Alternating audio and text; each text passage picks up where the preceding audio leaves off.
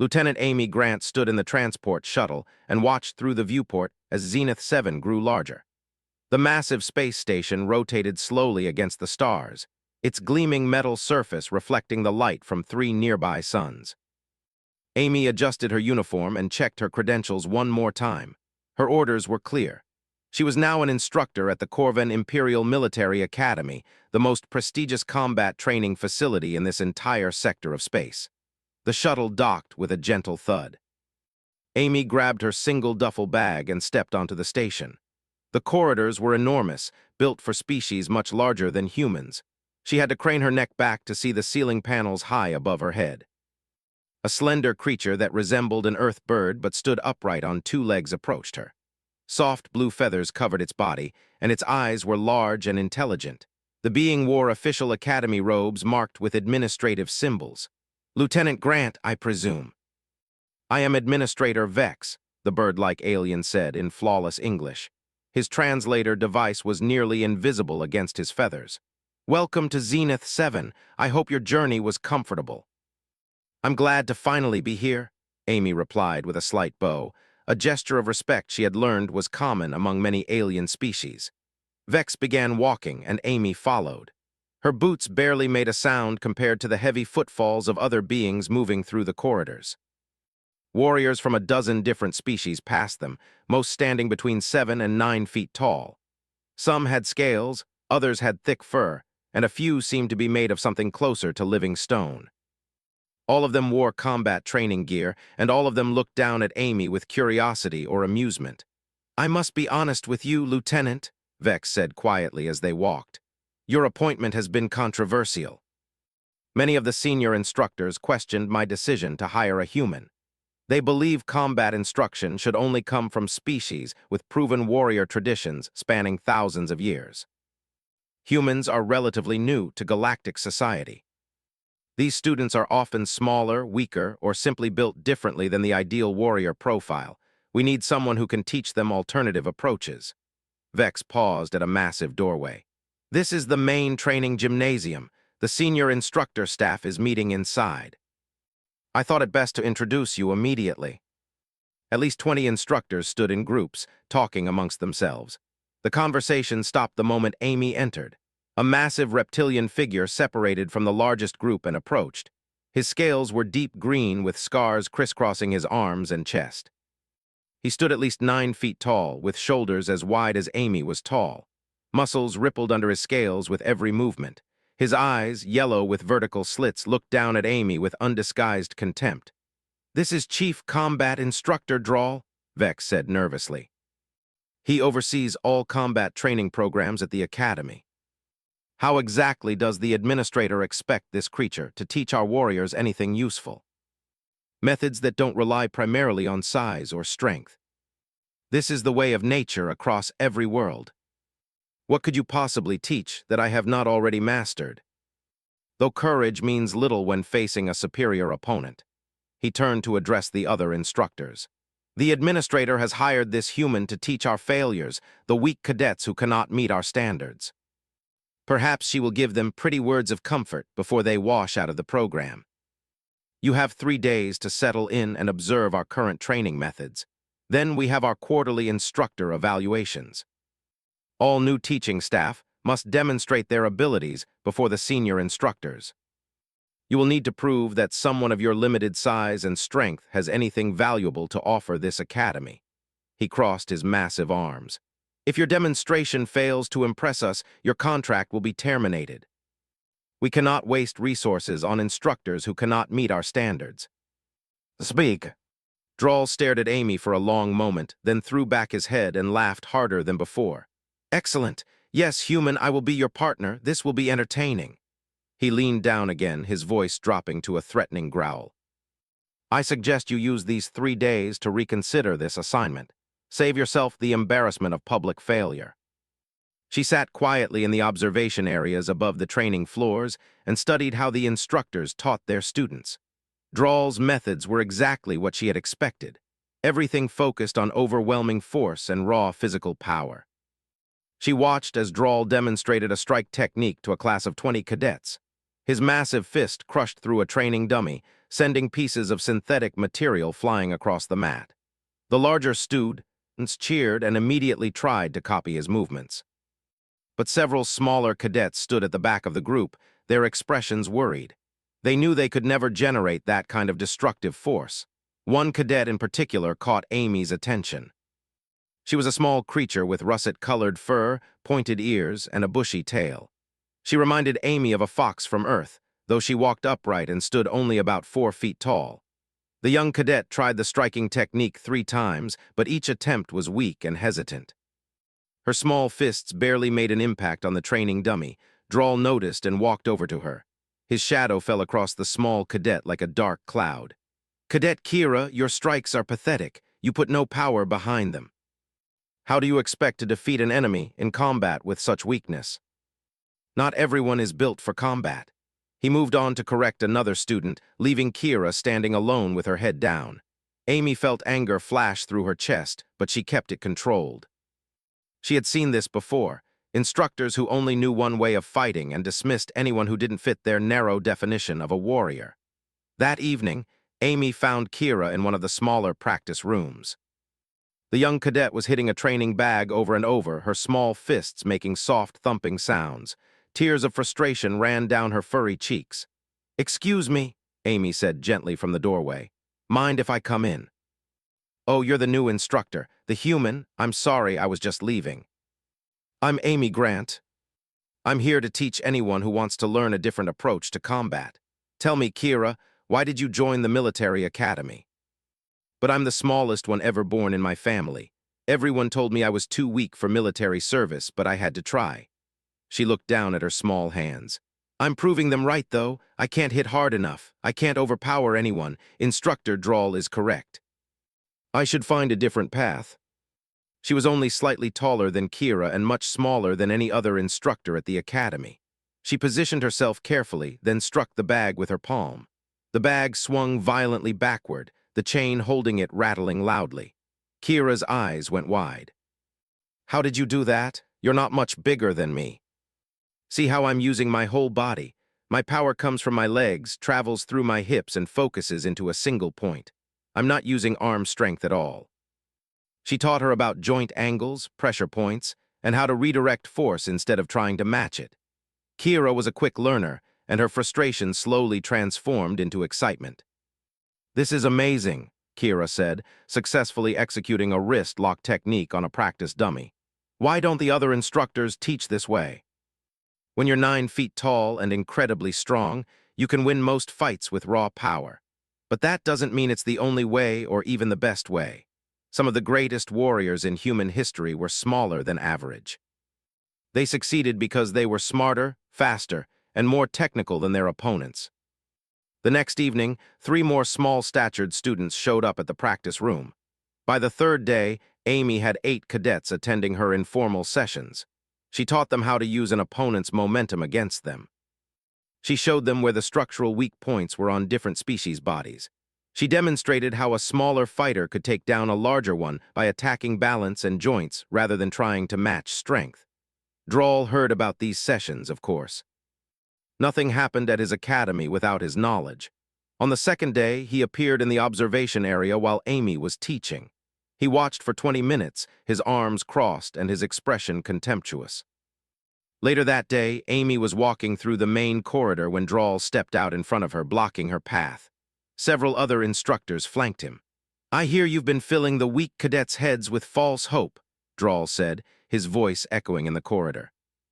"Teaching them party tricks and calling it combat training. But in real combat against a true warrior, your methods would fail miserably." Drawl leaned down, his scarred face inches from hers. "Tomorrow is your evaluation, human. I suggest you withdraw now and save yourself the embarrassment. Tell the administrator you've realized you're not qualified for this position. Leave with some dignity intact. I'm looking forward to demonstrating my techniques. You're still volunteering as my partner, correct? And I will enjoy showing everyone exactly how useless your methods are against real power." He stepped aside to let her pass.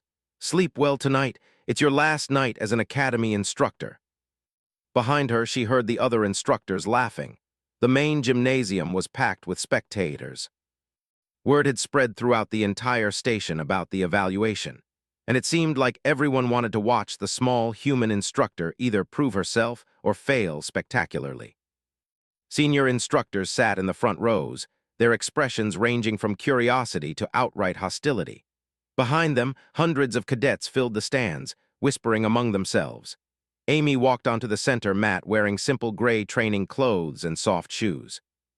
She carried no weapons and wore no protective gear. Her dark hair was pulled back in a tight ponytail, and her face showed calm determination.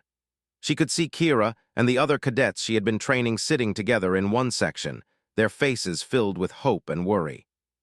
Drawl entered from the opposite side of the gymnasium, and the crowd erupted in cheers. He wore full combat gear, his muscular body covered in protective armor that gleamed under the bright lights. He raised his arms to acknowledge the crowd's support, playing to his audience like a champion gladiator entering the arena. Administrator Vex stood at the edge of the mat, his blue feathers ruffled with obvious anxiety. He activated a voice amplifier so everyone could hear him speak. Today, we evaluate Instructor Amy Grant and her proposed curriculum in alternative combat techniques. As per Academy tradition, she will demonstrate her methods against a volunteer opponent. Chief Instructor Drawl has graciously agreed to serve in this capacity. Vex looked at Amy with concerned eyes. Instructor Grant, you may begin when ready. Amy bowed respectfully to Drawl, a traditional gesture before sparring. Drawl did not return the bow. Instead, he cracked his knuckles loudly, the sound echoing like breaking wood. Show us these amazing techniques, human, Drawl said loudly enough for everyone to hear. Try not to hurt yourself when you fail.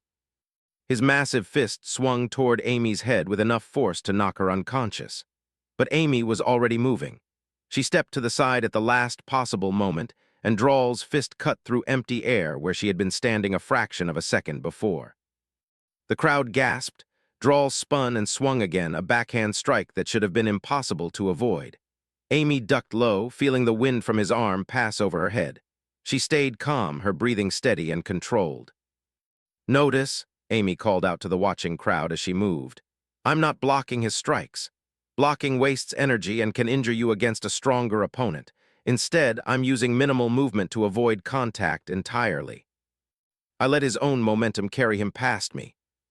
He charged again, this time attempting to grab Amy in a bear hug that would crush her with his massive arms. Amy waited until the last moment, then dropped low and moved to his side. As Drawl's momentum carried him forward, she touched his knee joint with one hand, showing the crowd exactly where the structural weakness was located. She didn't strike it, just indicated the target. Every body has mechanical weak points, Amy explained, still moving smoothly around Drawl's increasingly wild attacks. Joints, pressure points, balance centers, size doesn't protect these vulnerable areas. In fact, larger bodies often have more leverage working against them. How was this tiny human making their champion look clumsy and slow? Enough games, Drawl roared. He lunged forward and managed to grab Amy's wrist with one massive hand. His grip was like an iron vice, and triumph flashed in his yellow eyes. Caught you, little human. Now what will you do? She used her free hand to grip his thumb, the weakest point of his hold, and rotated it against the joint. At the same time, she positioned her shoulder under his elbow. In one smooth motion, she applied pressure upward against his elbow joint while controlling his wrist and thumb. Drawl's eyes went wide with shock as pain shot through his arm. His elbow was hyperextended, the joint stressed to its limit. If Amy applied just a bit more pressure, his arm would break. He was completely trapped by someone a third his size, and every instinct told him to tap out before permanent damage occurred. But his pride wouldn't let him, not in front of the entire academy. Not in front of all his students. He gritted his teeth and tried to power out of the lock using pure strength. Don't fight it, Amy said quietly, though her voice carried through the silent gymnasium. Fighting a joint lock only makes it worse. The more you struggle, the more damage you do to yourself. This isn't about strength, it's about anatomy and leverage. Amy held the lock steady, not increasing pressure but not releasing either. I could hold this position all day, Amy said, loud enough for everyone to hear. My technique is mechanically sound. I'm using skeletal structure, not muscle strength. I'm not getting tired. but Chief Instructor Drawl's elbow joint is under constant stress. The longer this continues, the higher the risk of permanent injury. He had spent 30 years building his reputation as the Academy's ultimate warrior. How could he surrender to someone so small? Amy saw other instructors starting to stand, concern on their faces. Some were reaching for their medical emergency signals. She made a decision. She couldn't let Drawl's pride permanently injure him, even if he was willing to hurt himself to avoid admitting defeat. She released the lock and stepped back quickly, giving him space. Drawl stumbled forward, clutching his arm. His elbow wasn't broken, but it would be sore for days. The crowd was completely silent now. No one knew what to say or how to react. Drawl straightened slowly, his breathing ragged. He stared at Amy with an expression she couldn't quite read. Anger, yes, but also something else. Confusion maybe, or the first crack in his absolute certainty about combat. "You had me," he said, his voice low and dangerous. "You could have broken my arm. Why did you stop?" "I'm here to teach, not to injure colleagues." Then his voice rose to a roar. "You think a lucky hold proves anything?" Amy saw the change in Drawl's eyes and knew immediately that the demonstration had become something dangerous. He was no longer thinking clearly, driven only by wounded pride and rage. The massive reptilian warrior came at her with genuine killing intent, and the crowd knew it too. Gasps and shouts filled the gymnasium. Amy shifted her stance, no longer moving defensively but preparing to respond. She had hoped to avoid this, but Drawl had left her no choice. When someone attacked with real violence, technique had to meet that violence and control it. Drawl threw a devastating punch aimed at her ribs. Amy stepped inside his reach instead of away, surprising him. She caught his extended arm, turned her back to him, and used a classic judo throw. His own momentum and her pivot point combined to lift his massive body off the ground. For a moment, the 9-foot-tall warrior was airborne, completely out of control. Amy guided his fall, sending him crashing onto the mat with tremendous force. The entire gymnasium shook from the impact. Drawl hit hard on his back, the air exploding from his lungs. Before he could recover, Amy dropped down and secured his arm again, this time in a different lock. She positioned her body across his chest, controlling his shoulder and elbow while her legs blocked his ability to roll or escape. "This is called an arm bar," Amy said, her voice calm despite her rapid heartbeat. She spoke to the watching crowd while maintaining absolute control over Drawl. "Once properly applied, the opponent cannot escape using strength alone. Notice how I'm using my entire body weight against his single joint. His size advantage means nothing in this position." Every movement he made only tightened the lock on his captured arm. His elbow joint bent backward at an unnatural angle, stress building with each second. Administrator Vex stood at the edge of the mat, his feathers standing on end with alarm. "Chief Instructor Drawl, you must yield. Your arm will break." To submit to someone so much smaller in front of the entire academy felt like death itself. He continued struggling even as pain screamed through his arm. Amy could feel the exact moment when the joint reached its limit. Just a tiny bit more pressure and the bone would snap. She had broken arms before in competition, always by accident when opponents refused to tap out. She didn't want to do it now, but she also couldn't release a dangerous opponent who was beyond reason. "Chief Instructor," Amy said quietly, her voice somehow cutting through the noise of the crowd. "I respect you as a warrior. You have nothing to prove to anyone here. Everyone knows your strength and your courage, but courage also means knowing when to yield. There is no shame in losing to a technique you've never encountered before. Yield now, and we can both walk away from this mat with honor." A warrior who had dedicated his entire life to combat, now facing the reality that everything he thought he knew had limits. His body trembled with the effort of holding back his submission. The silence in the gymnasium was absolute. Hundreds of beings held their breath, waiting to see if pride would cost Drawl his arm. Finally, with what must have been the hardest effort of his entire life, Drawl tapped the mat 3 times with his free hand. The sound echoed like gunshots in the silent room. Amy released immediately, rolling away and standing up smoothly. She offered her hand to help Drawl to his feet, just as she would any training partner. Drawl stared at her hand for a long moment, then pushed himself up without assistance. He stood slowly, cradling his injured arm, his expression unreadable.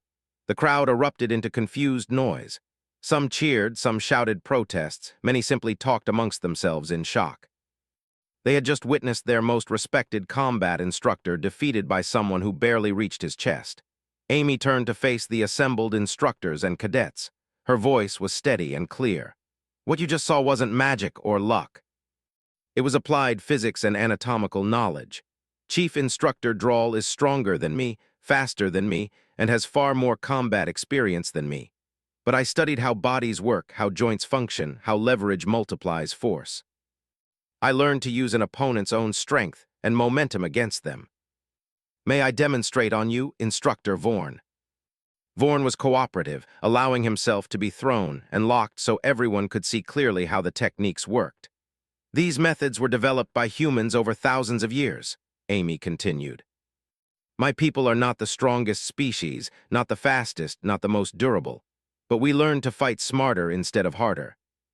We studied every possible way a smaller, weaker person could defeat a larger, stronger opponent. Cadet Kira has been training with me for 3 days.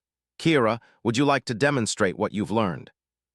Amy whispered instructions to her, then called for another volunteer from the cadets. A much larger student stepped forward, easily twice Kira's size. Following Amy's coaching, Kira demonstrated a basic wrist lock and a simple throw. The larger cadet played along, but even the cooperative demonstration showed clearly that the techniques worked. Size didn't protect you from having your balance broken or your joints manipulated. The gymnasium broke into genuine applause this time. The smaller cadets in the crowd were standing, their faces bright with hope they hadn't felt in months. Administrator Vex stepped forward, his voice amplifier active. I believe we have seen sufficient demonstration of Instructor Grant's capabilities. Her position at this academy is confirmed as permanent. Furthermore, I'm establishing a new required course for all combat instructors. You will all attend workshops taught by Instructor Grant to learn these alternative techniques. Amy bowed to the crowd, then turned to bow to Drawl once more. The massive reptilian warrior stood silent and still, watching her with an expression that might have been respect or might have been carefully controlled fury. It was impossible to tell which. As the crowd began to disperse, Amy noticed Drawl hadn't moved. He stood alone on the mat, staring at his own hands as if seeing them for the first time and questioning everything he thought he knew about combat. 3 hours after the evaluation, Amy was in her small quarters organizing her training materials when someone knocked on her door. She opened it and found Drawl standing in the corridor. His massive frame filled the entire doorway. His injured arm was wrapped in a medical sleeve that glowed faintly with healing technology. For a long moment, neither of them spoke. Amy waited, keeping her expression neutral and non-threatening. She had no idea what Drawl wanted, but his body language didn't seem aggressive. May I come in? Drawl asked quietly. His voice lacked the commanding boom it usually carried. Amy stepped aside. Of course, Chief Instructor. He seemed uncomfortable, like someone preparing to do something difficult. I came to ask you a question, Drawl said finally. He didn't look at her directly. Will you teach me? Not as a superior officer observing a subordinate, not as an evaluator checking your work, but as a student learning from a teacher. I have been a warrior my entire life. I thought I understood combat completely, but today you made me helpless. You controlled me as easily as I might control a child. If such techniques exist and I do not know them, then I am not the complete warrior I believed myself to be. He paused, his pride clearly struggling with his next words. I was wrong about you, wrong about your methods. I let my arrogance blind me to knowledge that could make me and my students better warriors. Can you do that? A true warrior must always continue learning, no matter how painful that learning might be. You'll have to unlearn some habits that have served you well for 30 years. Just yourself and willingness to learn. True to her instructions, he wore only simple training clothes. They began with basics, movements that seemed absurdly simple to a warrior of his experience. But Amy insisted on perfect form before moving forward. Over the following weeks, their private training sessions became routine. Drawl struggled with techniques that required finesse over power. His instinct was always to use strength, and breaking that habit was harder than any physical challenge he had ever faced. But he persisted, and gradually his movements became smoother and more controlled. Word spread through the academy about their partnership. At first, some instructors saw it as weakness on Drawl's part. But when Drawl began incorporating Amy's techniques into his own classes, demonstrating them alongside traditional methods, attitudes began to shift. Amy's official courses filled quickly. Small cadets who had been failing combat training suddenly found hope. But surprisingly, many larger cadets enrolled as well. They recognized that adding technique to their natural advantages would make them even more formidable. Kira became one of Amy's star students. The small fox-like cadet threw herself into learning with determined focus. Within 2 months, she could successfully spar against cadets twice her size.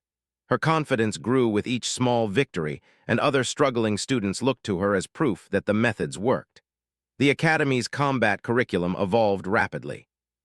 Amy and Drawl developed a hybrid teaching approach that combined strength-based and technique-based methods. Students learned to use whatever advantages they possessed, whether size, speed, or tactical knowledge. Combat scores improved across all size categories, and fewer cadets washed out of the program. 6 months after Amy's arrival, she received a formal commendation from the Galactic Military Education Council. Other alien military academies requested human combat instructors. The techniques that humans had developed out of necessity were now spreading throughout the wider galaxy. One evening, Amy found Drawl in the main gymnasium working with a group of struggling cadets. He was teaching them the same arm bar technique Amy had used to defeat him during the evaluation. His movements were precise and careful as he demonstrated on a volunteer, explaining the mechanics in terms his students could understand. Amy watched from the observation area, a small smile on her face. The warrior who had once mocked her size and dismissed her knowledge was now her greatest advocate. After class, Drawl climbed up to join her in the observation area. They stood side by side, watching cadets practice on the mats below. "I wanted to thank you," Drawl said quietly. "Not just for the techniques you've taught me, but for teaching me humility. I spent 30 years believing I had mastered combat. I had become arrogant and closed-minded. You showed me I still had much to learn. Your endorsement gave me credibility I could never have earned alone." The being looked around the gymnasium with obvious contempt, his gaze settling on some of the smaller cadets with undisguised scorn. Drawl noticed and smiled, an expression that might have looked frightening to someone who didn't know him. "I should introduce myself to our new student. I think he needs to learn an important lesson about what truly makes a warrior dangerous. After all, I learned from the best." "That is good, but let me tell you something important. Here at this academy, size means nothing without skill. Would you like a demonstration?" Amy watched as Drawl called over Kira, who stood barely chest-height to the massive newcomer. At Drawl's instruction, Kira demonstrated a basic joint lock on the larger cadet, who suddenly found himself bent over and completely controlled by someone a fraction of his size. His expression transformed from arrogance to shock in seconds. The gymnasium filled with the sounds of training. Large cadets and small cadets worked together, learning from each other. Strength and technique combined instead of competing. And at the center of it all was a partnership between a massive reptilian warrior and a small human instructor, proving that the greatest victories came not from winning fights, but from changing minds. Amy left the observation area and headed to her quarters. Tomorrow would bring new challenges, new students, and new opportunities to teach. But tonight, she felt satisfied. She had come to this academy to prove that humans had something valuable to offer the galaxy.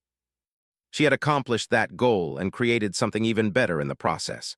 The greatest strength wasn't in muscles or size or even technique alone. It was in the willingness to learn, to adapt, and to recognize that everyone, no matter how different, had something to teach. That was the real lesson, and it was one the entire academy was finally beginning to understand.